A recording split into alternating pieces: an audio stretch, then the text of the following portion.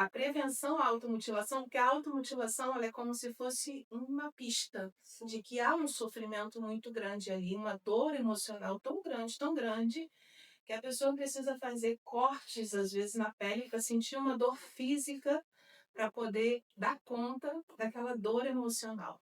Sejam muito bem-vindos ao Chega Mais com Ingrid Campos. Aqui é um espaço de troca, de conversas e de vivências reais. Então, se você gosta desse tipo de bate-papo, se daí do outro lado você acompanha a gente, vem.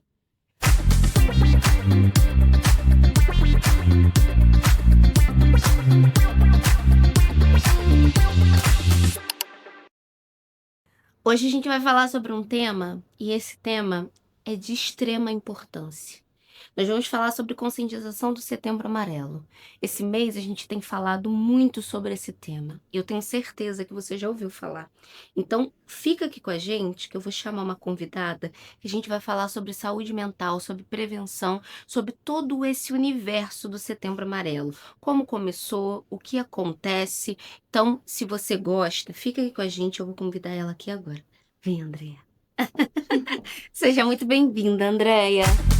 Muito obrigada pelo convite, Ingrid. Eu que agradeço. É um prazer estar com vocês. E eu gosto muito de falar, né, sobre o que a gente faz, porque a gente percebe que tem muita gente querendo trazer o tema e, às vezes, por desconhecimento ou por não ter muito trato com aquilo ali, acaba trazendo questões que não sabe explicar por completo, né? Sim. Eu não estou aqui para esgotar todas as explicações, né, porque eu não sei de tudo, né?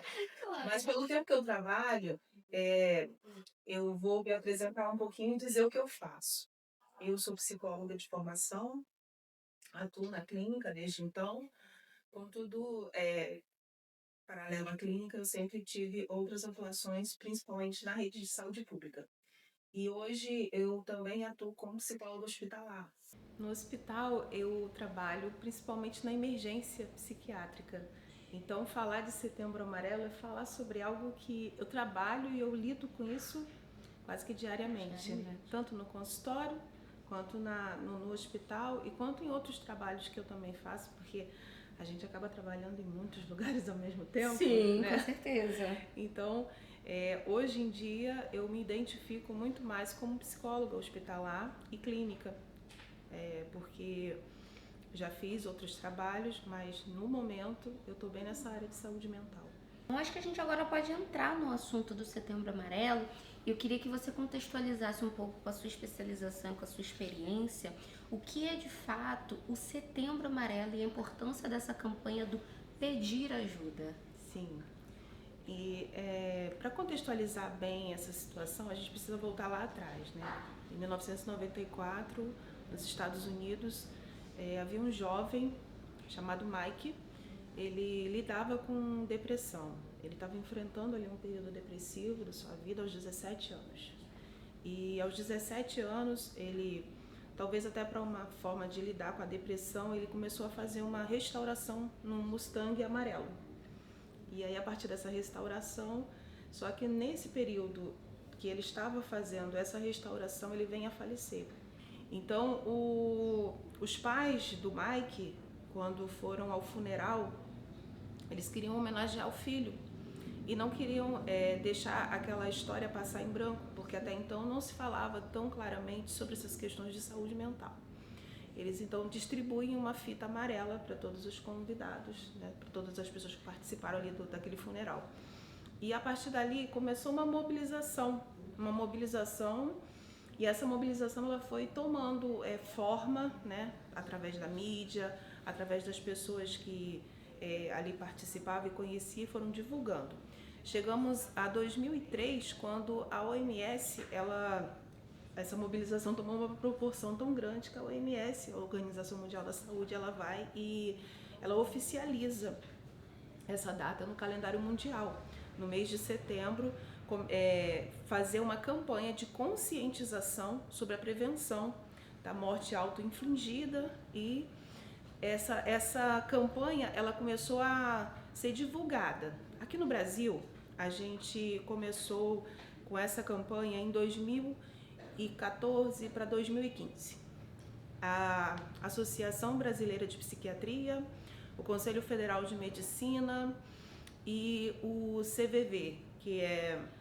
Peraí, que eu esqueci. Pode consultar. Consulta. Centro de Valorização da Vida. Pode consultar e voltar do mesmo ponto. 40 mais, menopausa. Tem horas que a Doutora, gente tem hora assim, que dá. Não, olha. e acho que de tanto falar também, acho que você vê, eu faço uma abertura o tempo todo falando a mesma coisa. Às vezes dá bug. E a gente trabalha muito com sigla, com várias coisas na cabeça, né? Então, o CVV bug. é interessante, é que é algo tão assim, principal, e eu sempre me esqueço do que significa, né? Mas vamos lá. Então vem a Associação Brasileira de Psiquiatria, o Conselho Federal de Medicina, o CVV, e eles se juntam e eles começam uma mobilização aqui no Brasil. Começa a divulgar, começa a falar sobre saúde mental, começam a trazer essa mobilização, principalmente no mês de setembro, falar sobre o Setembro Amarelo. Só que até então a gente não tinha assim nada oficializado. Era uma mobilização dessas entidades que tem realmente um peso muito grande para a saúde no Brasil. Mas só que eu estava pesquisando para estar falando aqui com vocês, né? E essa semana, exatamente essa semana, foi oficializado aqui no nosso país, porque o presidente da República, ele sancionou a lei. E essa lei, ela significa o quê? Que a partir dessa semana, se eu não me engano, foi no dia 9 de setembro. É a Lei 15.199? Isso. Eu ia perguntar sobre essa lei. É a Lei 15.199. Agora significa que isso passou a um status de política pública. Então, quando passa o status de política pública, já haviam algumas ações do Estado, porém agora o Estado ele se responsabiliza e ele vai oficializar algumas campanhas e algumas ações nessa área, o que vai promover muito mais acesso, assim esperamos, né? Sim, com certeza. E o Setembro Amarelo, então, ele passa a ser a parte do nosso calendário, é oficial agora. E você acredita que ainda tem muito tabu para falar sobre a morte auto-infligida? Com certeza. E isso é cultural, né? Se a gente for contextualizar essa questão dos tabus, a gente vai lembrar das crenças do senso comum, a gente vai lembrar das crenças religiosas, a gente vai começar a contextualizar que há uma cultura, e isso não é somente no nosso país, né? Mas alguns países já lidam melhor com isso, a cultura do medo da morte, que até então as pessoas, se a gente for contextualizar a morte, antigamente as pessoas não tinham medo da morte, como a gente vê hoje. Só que as tecnologias farmacêuticas, o acesso à saúde, faz com que as pessoas elas tentem ao máximo prolongar a própria vida. Então, vou dar um exemplo assim bem comum.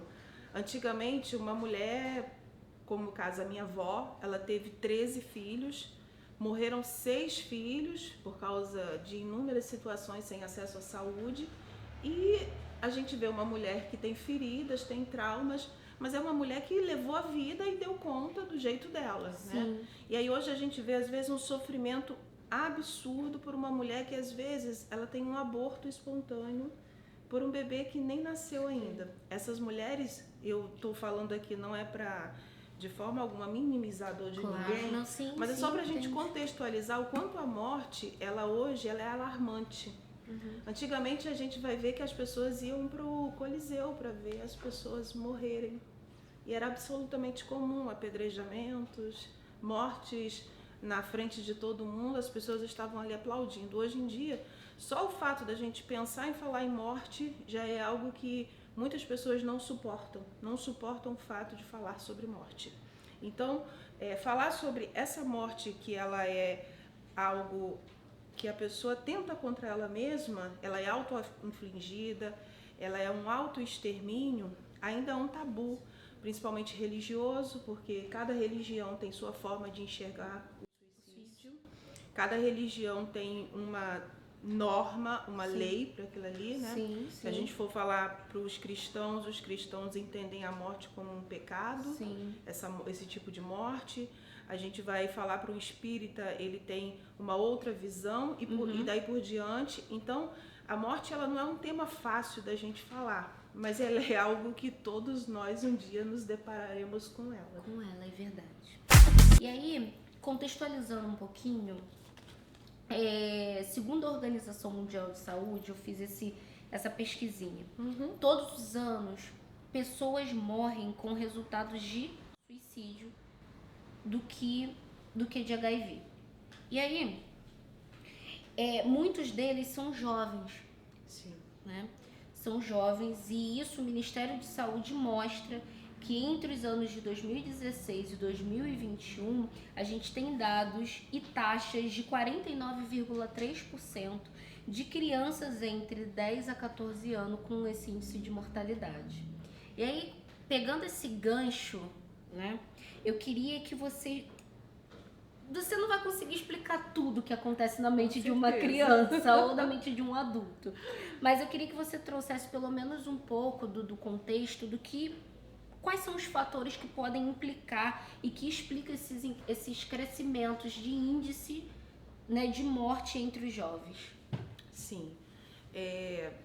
Hoje a gente olha para essa realidade e eu acredito que nunca foi tão, assim, como é que eu vou dizer, tão mostrada, né? Porque ela sempre existiu, mas só que hoje a gente tem a mídia, a gente tem as campanhas de conscientização, a gente tem esse falar, esses lugares de fala que a gente adquiriu.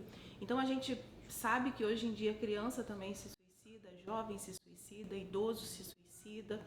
E o fato é que quando a gente se depara com uma tentativa ou com a morte realmente ali consumada, a gente sabe que é uma pessoa que tinha algum transtorno mental, que estava ali sendo ou tratado ou não teve acesso, mas a priori existe um sofrer, existe algo ali, né? Então a primeira coisa que eu acho que é interessante a gente pensar como saúde pública é que se trata de uma das áreas do ser humano que precisa de muito cuidado e de muita atenção, principalmente por causa do contexto de vida que nós temos hoje.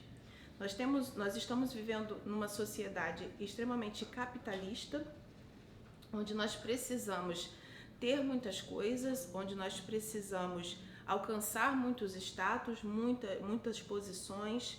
Nós somos pressionados de todos os lados, seja porque você não é magra, seja porque você não é isso, não é aquilo. Então a gente vê o ser humano buscando algo.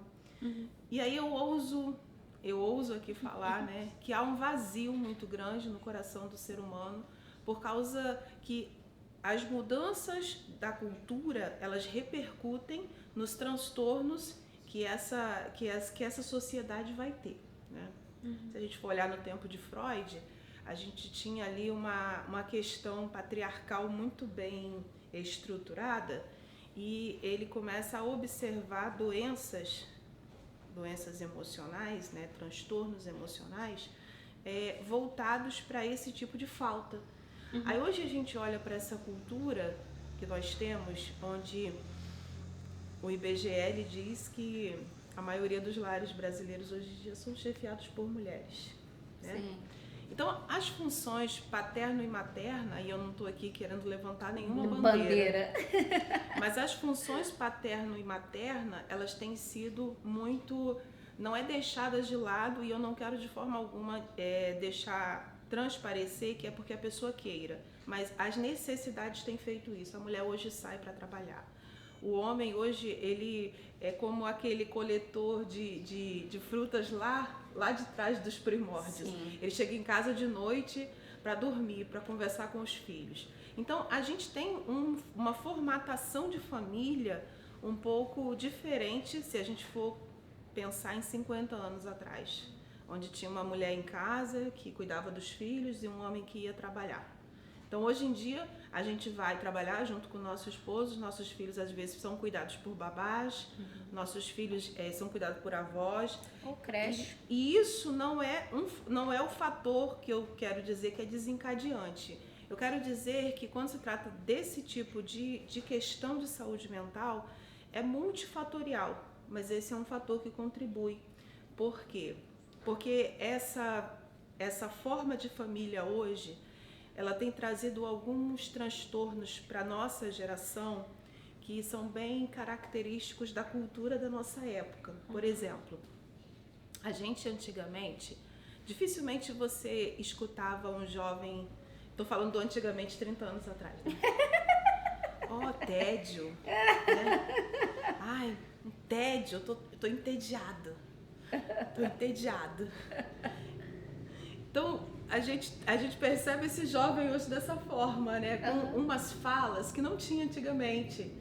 A gente ouve as pessoas falar de um vazio crônico, de um tédio, uma insatisfação que quer sempre mais e mais e mais, uma necessidade de se mostrar nas redes, uma necessidade de ter aquilo que às vezes as posses dos pais não têm. Então, eu estou falando do jovem, mas sim, a gente tem inúmeras outras situações. Então, quando a gente fala de saúde pública, de quanto impacta, a gente está falando que em algum momento a gente não está sendo assistido da maneira como deveria. Porque não é somente o jovem que se suicida. A gente tem as doenças crônicas como um fator também muito relevante. A gente tem os usuários de múltiplas drogas, o alcoolismo, a gente tem os transtornos psiquiátricos laudados e os que não foram diagnosticados. Sim. Então, é uma doença multifatorial. É verdade. André, você vê diferença entre esses casos entre homens e mulheres? E você pega muitos casos dessas diferenças de sexo? Então, assim, a grosso modo, eu não vou trazer nenhum dado aqui. Sim. Então, a gente vê as mulheres, muitas vezes, elas tendo inúmeras tentativas, mas porque as mulheres, eu avalio que são um pouco mais medrosas, cautelosas, e às vezes elas só querem acabar com aquela dor ali, elas não têm um planejamento. Então, eu já vou até iniciar aqui uma diferenciação, porque quando a gente fala de tentativa, às vezes a tentativa ela é uma impulsividade do momento. E eu diria que na emergência, uns 80% a 90% dos casos são pessoas que não estão sabendo lidar com aquela frustração do momento ali, daquela situação ali que aconteceu e tentam. Independente do sexo, independente se for homem ou mulher. As mulheres são mais. Muito mais nessa área. E a gente tem aquela tentativa que ela é uma tentativa que tem planejamento. É esse que é o problema. É quando a gente atende uma pessoa que ela não tentou porque ela teve um impulso do momento, mas ela planejou. Então, o homem, nesse sentido, ele é muito mais objetivo, porque o cérebro dele é muito mais objetivo. É mais racional, né? Também, né? Então, a mulher mais prolixa, ela tem um discurso muito mais cheio de curvas, né? Mas o homem não, o homem ele é certeiro. Então, o homem, ele acaba que, nos números, ele aparece como com tentativas mais bem-sucedidas, porque até aquilo que ele utiliza para isso são coisas mais contundentes. Então, dificilmente a gente vai ver casos onde a mulher tenta se enforcar, mas o homem se enforca. Sim. Casos onde a mulher tenta atirar na cabeça, mas o homem atira, né? A mulher geralmente usa de remédios, né? Usa de coisas mais brandas, né? O homem é mais bruto, até nessa forma de pensar, né? Exatamente. Então, é aquele negócio, eu quero... O pensamento da mulher, né? Eu quero mais... Vou com calma, né? Vou ser cautelosa até nesse ponto. Vou ser cautelosa, né? Então, assim, a gente tem casos onde a mulher tenta e realmente ela consegue atingir aquilo ali. E a gente também tem os casos que são acidentais, que a pessoa, ela tá sentindo uma dor, ela não quer acabar com a vida, ela só quer acabar com aquela dor e acidentalmente ela consegue se matar. E aí agora nesse bloco, a gente vai falar sobre crenças, tabus e sinais de alertas. Eu acho que essa parte do sinal de alerta é importante porque a gente não começa já na tentativa, né? A gente já não é direto. É tudo um caminho a ser percorrido, são frustrações a serem, né, cultivadas dentro da gente. E aí eu quero que você explique um pouquinho melhor, né, dentro da sua especialidade, claro, sobre isso, sobre as crenças, sobre os tabus, sobre os sinais de alerta. E eu acho não, né? Nós temos campanha para isso, nós temos agora um projeto sancionado, né? E isso é um tema que hoje a gente pode envolver isso como um tema mundial. E eu queria que você me respondesse quais são os principais sinais de que uma pessoa pode estar em risco de autoextermínio. Sim, então, tem uma definição da Associação Brasileira de Psiquiatria que ela é bem interessante, né? A gente consegue identificar facilmente os 3Ds na vida de uma pessoa que está próxima ou tentando ou pensando, né? Que é a desesperança, o desespero e o desamparo.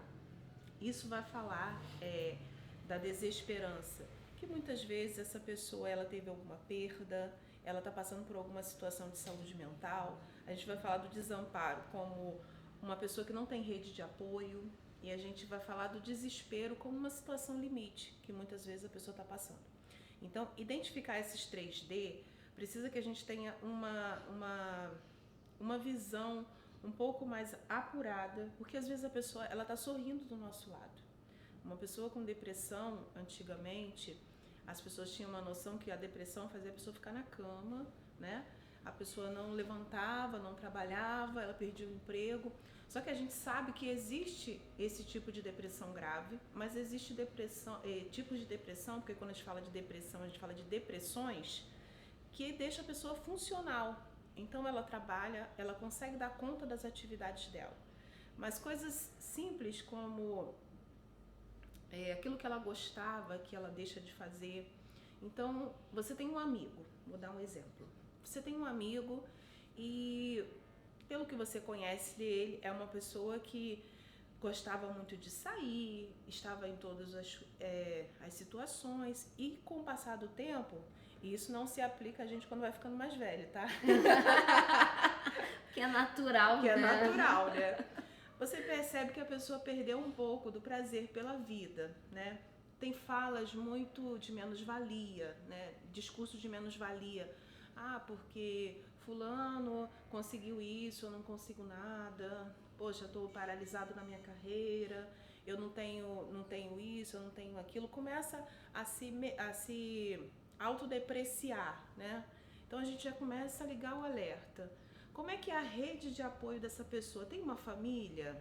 Tem amigos? Alguém visita a casa dele? Como é que é? Não tem ninguém, né? Às vezes essa própria pessoa, ela afasta as pessoas de perto. E aí, outro ponto importante, você sabe que a pessoa passou por uma situação limite naquele momento ali. E a situação limite, isso cada um de nós vai ter a nossa régua do que é uma situação limite para nós, né? Mas a gente entende como traumas, perdas, mortes. Às vezes a perda não é nem de uma pessoa querida, mas a perda de um emprego a qual a pessoa fazia daquilo um sentido para a vida dela, né? Então a gente começa a identificar essas coisas, e algumas falas da pessoa que ela está planejando um autoextermínio, às vezes a gente escuta muito senso comum dizer assim: quem quer se matar não avisa. Mas isso aí é uma fala do senso comum, né? Porque às vezes a pessoa está dando pistas pedindo ajuda. Sim. Então ela está dizendo assim: eu queria dormir para sempre, né? A gente às vezes diz assim: eu quero dormir 2 dias inteiros, né? Porque a gente está cansado. Mas uma pessoa que ela tá cansada da vida, ela tem muito essa fala assim, eu tô cansada desse mundo. Tô cansada dessa vida. Te interrompendo, eu tinha uma frase que eu usava muito, eu parei de usar essa frase. Que é assim, ai gente, eu tô cansada até de respirar. E aí eu entendi a importância dessa frase nos dias de hoje, tá? Até então, como eu falava, eu não dava tanta importância. Achava engraçado até. Mas a importância dessa frase para quem já tá no gatilho ali para fazer, para praticar, para já já para fazer mesmo, é muito maior do que a importância, é muito maior do que é para mim. Sim. Então eu falar isso endossa, reforça, sabe? Aquele sentimento da pessoa, oi, tá vendo? Ela também é cansada. Eu também sou cansada. Eu também penso dessa forma. Então você compartilha sentimento e reforça aquilo. E às vezes não é nem o sentimento que você tem, é um vício de fala. Sim, mesmo, né? Não é aquele sentimento. Então, um ponto-chave muito importante para a gente identificar um sinal de alerta é quando você conviver com uma pessoa que ela não apresenta expectativa nenhuma. E aí, às vezes, a gente está conversando, eu tava vendo ali, coisa de mulher, né? Sabe, aquela loja tem uma roupa assim e tal, a pessoa indiferente aquilo ali, né? Não apresenta expectativa. Não tem força para iniciar nenhum projeto. E aí começa a se isolar. O isolamento social, geralmente, é o sinal de alerta onde mais as pessoas, né, hoje em dia, fulano tá se isolando, né? Mas antes do fulano se isolar, o fulano já vem dando sinais há muito tempo, né? O fulano já vem deixando de gostar de muitas coisas. Se você for olhar, a aparência do fulano já não é mais a mesma, você não sente mais a pessoa querendo se cuidar. Essa pessoa, ela traz frases às vezes como... É muito comum deles dizerem que não são compreendidos, né? Não, porque eu não sou compreendido, porque ninguém me compreende, ou então falar sobre decepção com pessoas. Então, é uma desconexão que vai aos poucos tomando aquele indivíduo diante da dor que ele está passando, e ele tem a sensação de que ninguém vai o compreender e o ajudá-lo. É por isso que, às vezes, ele vai planejar. E aí, nem sempre ele está planejando, mas existe o que a gente chama... É um termo técnico que nós utilizamos, que é a ideação suicida, que na verdade é o pensamento recorrente de suicídio, né? A pessoa, ela não acorda assim, vou me matar. Mas ela tá andando na rua e o carro vai passando e aí vem aquele pensamento, e se eu me jogar?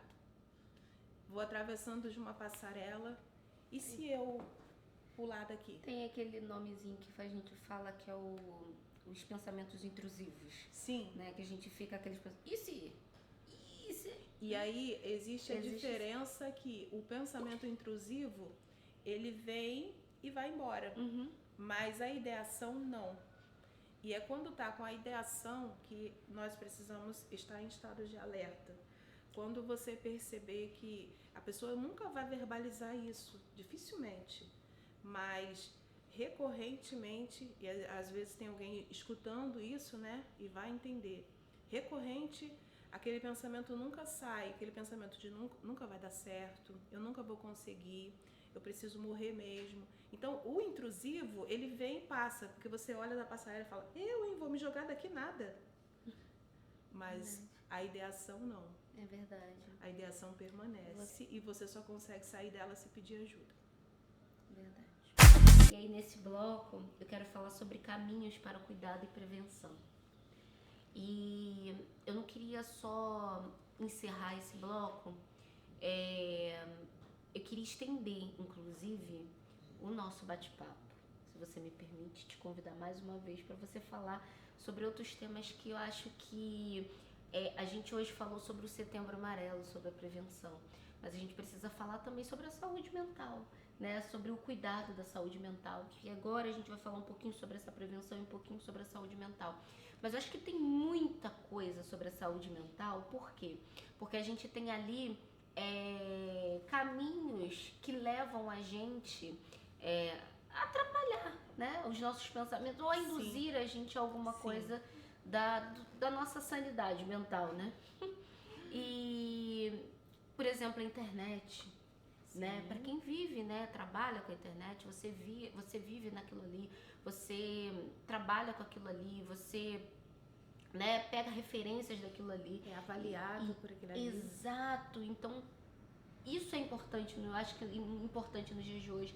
Teve um exemplo agora do vídeo, não sei se você acompanhou, mas teve um tema muito em alta, que foi sobre a adultização das crianças. Ah, sim. Do Felca, né, que ele fez esse vídeo, o Felca fez esse vídeo e trouxe uma especialista, uma psicóloga, para falar sobre a mente de crianças no meio das redes sociais.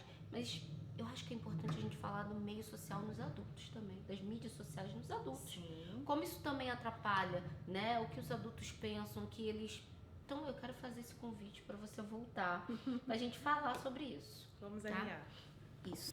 Eu queria que você contasse um pouquinho que práticas do dia a dia podem fortalecer a nossa saúde mental e ajudar nessa prevenção. Sim. A gente precisa, primeiro de tudo, retornar para nós mesmos, né?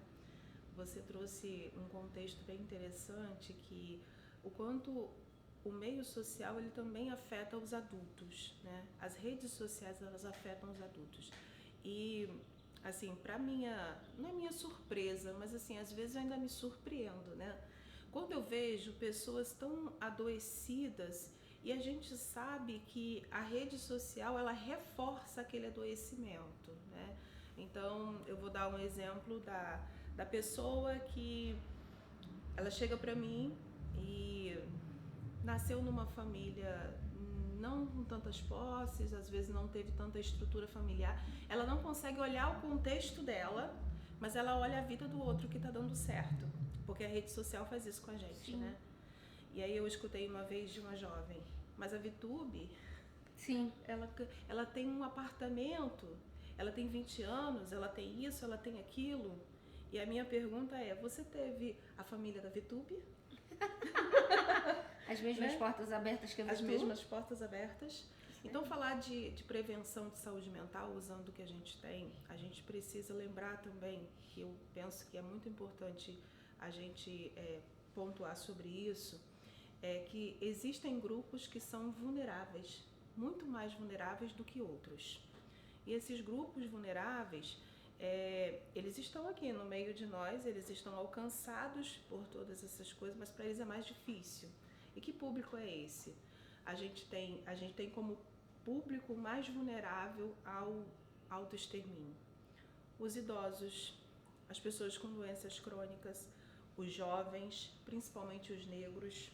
Sim. A gente tem o público LGBTQIA. Eu não vou saber a sigla LGBT, toda. LGBT+. Então tá. Porque tem muitas letras e a gente não pode excluir nenhuma. desprivilegiar ninguém, né? Isso. Então, assim, esse público é um público muito vulnerável, porque se a gente for parar para pensar, são pessoas que enfrentam ali o preconceito diário, são pessoas que enfrentam, às vezes, a falta de rede de apoio até da família.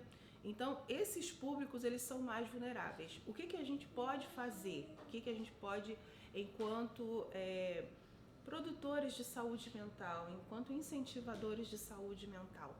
Primeira coisa, se você, por acaso, percebe que não está bem, você precisa pedir ajuda.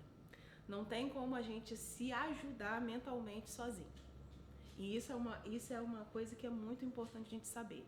A gente às vezes acha que vai dar conta, a gente às vezes acha e faz um apanhado da nossa vida, porque eu já venci isso, já venci aquilo, isso aqui eu venço também, mas é uma luta que é você e você.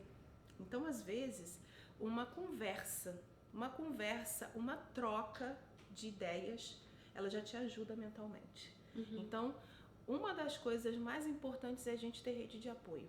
Seja família, seja igreja, seja amigos, seja no seu trabalho. Nós precisamos de rede de apoio. A gente precisa ter uma pessoa para quem a gente possa ligar e diga, olha, tem como tomar um café comigo? Não estou me sentindo bem. Buscar ajuda especializada antes de qualquer coisa. Eu acredito que Não é porque eu sou psicóloga. Eu ia perguntar Não sobre vou. isso, a importância da psicoterapia nesse processo. E aí você já tá falando. Não é porque eu sou psicóloga, mas a gente às vezes escuta coisas assim, né? A gente escuta muita coisa que não deveria, Sim. né? Das pessoas no senso comum, né? Vou pagar psicólogo pra quê? Eu, hein? Por quê? Pra ficar sabendo da minha vida, pra me ficar falando. Eu já escutei coisas assim. Ou Quando aquela eu quero desabafar. a famosa frase, psicólogo é coisa para doido. Exato. Eu não sou doida. Né? Psicólogo é coisa pra doido. Mas eu escuto muitas pessoas falando da questão do pagar pra desabafar. Porque na cabeça do senso comum, né, eu vou desabafar. Mas você não vai desabafar com alguém que conhece a tua vida e vai ter juízo de valor sobre o que você falar. Sim. Você vai desabafar com alguém que tá ali inteiro, te escutando e que tá vendo às vezes a tua vida com uma interface muito diferente daquilo que você está enxergando, né? Porque às vezes as pessoas elas chegam e assim, literalmente, elas têm a faca e o queijo na mão para dar uma virada de chave na vida. Mas só que falta às vezes essa fala assim, e se você tentar desse jeito?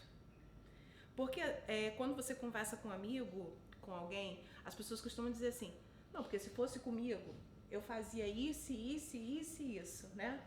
O profissional, ele vai muitas vezes olhar para você, para aquilo ali tudo e falar, e se você tentasse dessa forma? A gente não diz faça, a gente sugere que você pense de uma outra forma. Então, a psicoterapia ela é super importante e aí eu faço aqui uma distinção. Não tem como, às vezes, em alguns casos, somente a psicoterapia dá conta daquela situação.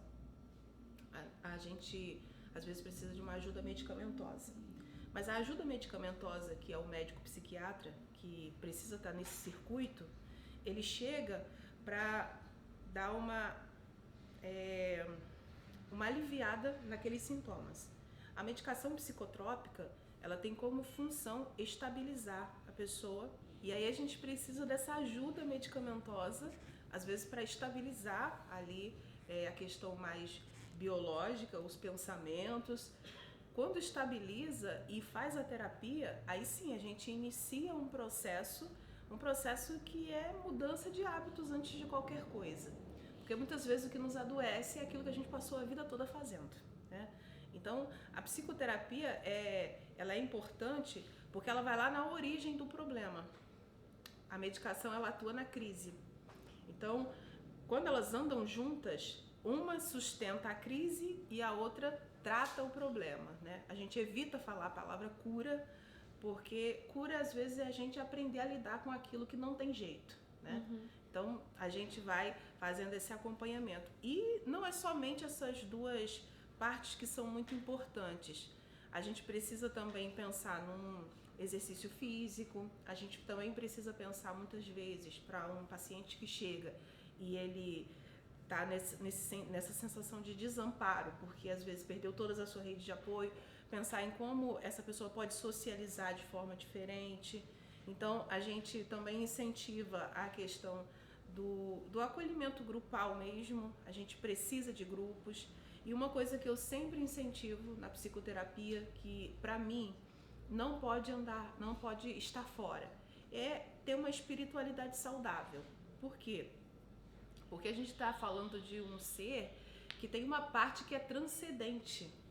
Só que a gente sabe que a sociedade ela bate muito na questão emocional e na questão biológica, mas existe um ser espiritual também. E as pesquisas mais recentes elas vão pontuando essa importância de se tratar essa parte espiritual, porque a espiritualidade nada mais é do que a gente entender, cada um do seu jeito e na sua religião e naquilo que acredita, que existe alguém que é maior do que ele. Então, o desamparo da depressão, ele começa a ser amparado quando essa pessoa ela desenvolve a espiritualidade dela, porque em qualquer que seja a religião, ou acredita numa força maior, ou numa energia maior, ou em um Deus, ou em qualquer outra coisa que seja maior. Eu acho importante a gente falar sobre essa rede de ajudas, esse lugar que existe, porque para algumas pessoas acha que saúde mental é algo assim que só cuida quem tem dinheiro, né? Quantas vezes eu já ouvi falar que terapia é para rico, né? Sim. Não, você não pode ficar depressivo porque depressão é para quem tem Pra quem tem dinheiro, dinheiro, né? não pode. E não é. A depressão ela não escolhe cara, ela não escolhe cor, ela não escolhe classe social, religião, ela não escolhe posição que você tem. Ela pode acontecer. É claro que não é somente a depressão que leva às tentativas de autoextermínio. A gente tem inúmeros outros transtornos, mas a gente tem muito mais em voga a depressão e o transtorno afetivo bipolar, que também é muito preponderante essa ideia do autoextermínio. Então, quando a gente fala sobre essa necessidade de buscar ajuda, existem formas de buscar ajuda de forma gratuita, né? Então, a primeira delas, né? Às vezes em casa, porque existem pessoas que não conseguem nem sair de casa, né? Diante da situação de saúde mental, ela pode entrar em contato com o CVV, Centro de Valorização da Vida, através do 188. Ou então, hoje em dia tem a oportunidade de chat, né? Isso nada mais é do que um centro de valorização, uma ONG que presta apoio emocional de forma gratuita. Às vezes, pelo chat, eles vão ali orientando para você buscar ajuda em outros lugares. Porque às vezes a pessoa não sabe nem por onde começar, né? Então você pode começar por aí. Depois, eu não consegui, não atendeu aquilo que eu gostaria. A gente vai ter, se você está numa situação de crise, né? Tá em crise, eu estou sentindo que não sei se eu vou terminar o dia, né? Tá naquela crise, tá naqueles pensamentos todos, o que eu vou fazer?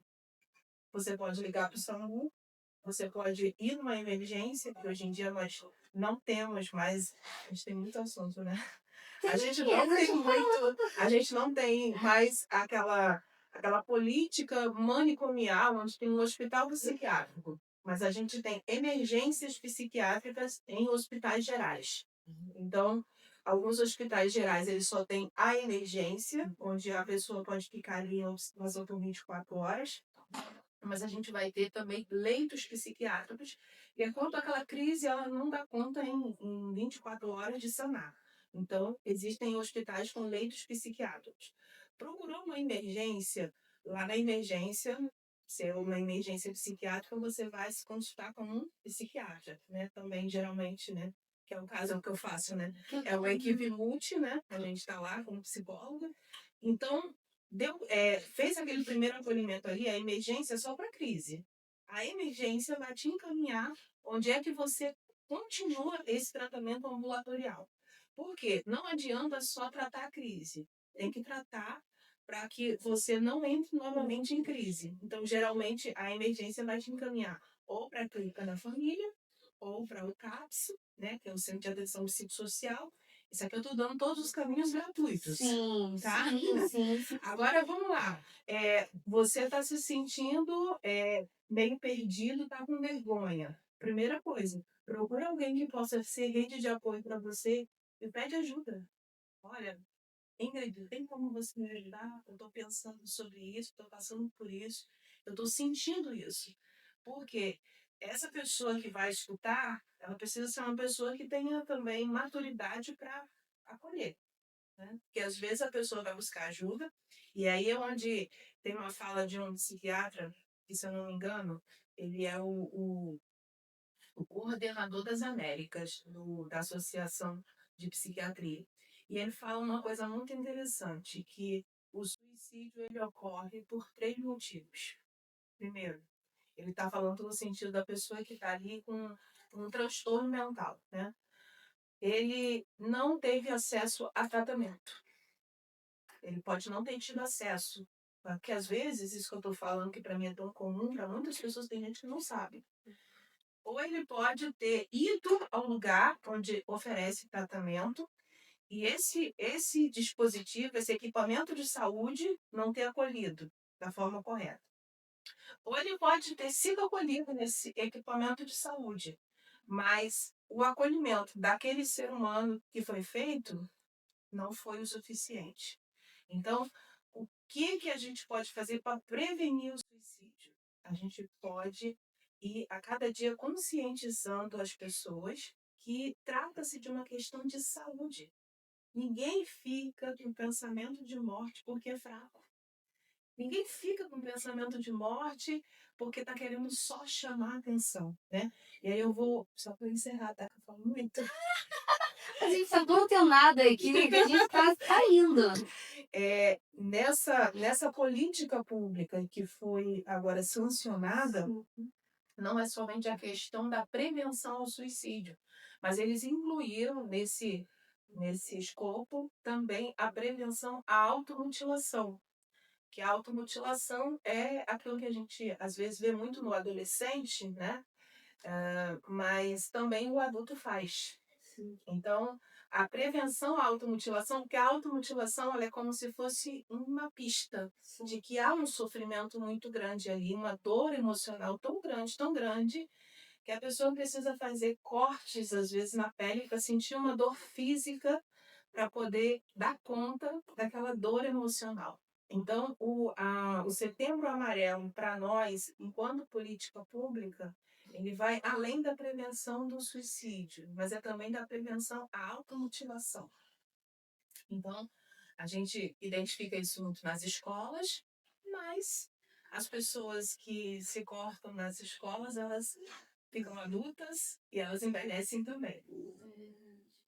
Mas antes de encerrar, André, eu queria que você falasse um pouquinho. Na verdade, conta pra gente como que a gente te acha. Quem tá assistindo ali do outro lado, como é que a gente te acha? Como é que eu achei a Andréia? Me passa, onde ela fica? Eu quero ir lá, quero conversar com ela, quero continuar essa conversa com ela. Como é que eu acho a Andréia? Me conta, como é que acha? Eu me envolvo em muitas coisas, mas eu tenho consultório Sim. consultório físico, isso eu não abro mão, né? E assim, eu já vou fazendo aqui, vendendo meu peixe. Isso, né? faz a sua propaganda, que é isso que a gente quer. Quer que você. Onde a gente encontra? Então, vendendo meu peixe, né? Eu tenho consultório físico, mesmo durante a pandemia, eu atendia de máscara, mas eu não deixei de atender, né? O meu público, ele, em sua grande maioria, é feminino, mas não necessariamente eu atendo só mulheres. Ocorre que desde muito tempo atrás, né? Eu tenho ali um nicho, né? Eu trabalho muito com mulheres em situação de violência. Uhum. Relacionamentos abusivos, né? Aquelas coisas assim que ninguém sabe hoje, né? Então eu atendo presencial, atendo online para todo o Brasil e para fora do Brasil também, né? Bom. Então, querendo me encontrar, eu fico no bairro de Campo Grande. Não consigo sair do bairro de Campo Grande, né? Gosta daqui. Então, eu fico ali, para quem conhece Campo Grande, né? Eu estou localizada exatamente em cima da Defensoria Pública. Opa! Então é um local de é fácil acesso. Quem quiser me encontrar vai ficar meu contato, né? Às vezes você vai falar com alguma assessora minha, mas nas redes sociais também, geralmente as pessoas me encontram muito pelas redes Eu sociais. te encontrei. É assim. E as redes sociais? A gente te acha no Instagram como? Então, você me acha no Instagram, @psicóloga Andréia Carvalho. @psicóloga Andréia Carvalho. Gente, nós estamos encerrando. Aí eu sempre falo dos convidados. Faz.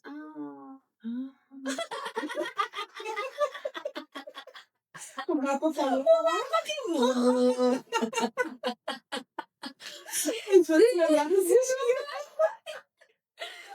Olha, gente, então a gente já tá encerrando.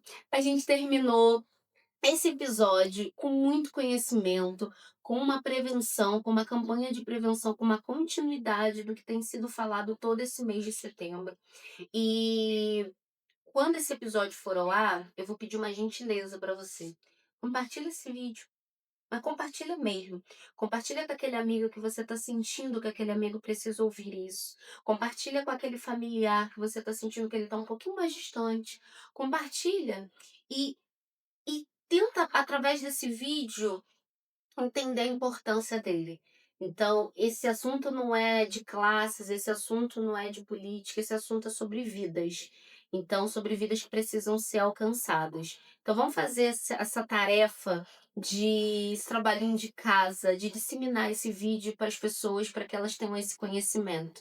Então, por hoje é isso. Eu me despeço da Andréia, mas com o compromisso de trazê-la novamente para a gente conversar e bater outros papos sobre saúde mental, sobre psicologia, sobre especialidade e outros assuntos que envolvem essa área. Então, fica aí com a gente, acompanha, curta, compartilhe, deem o seu like e é isso, se inscreva. Beijo, gente, tchau! Ou autoterrorismo, né? Que eu sou autoestevinho. Então, foi bom a gente falar sobre automutilação. Acorda, corta. Nossa, autoterrorista. Caraca.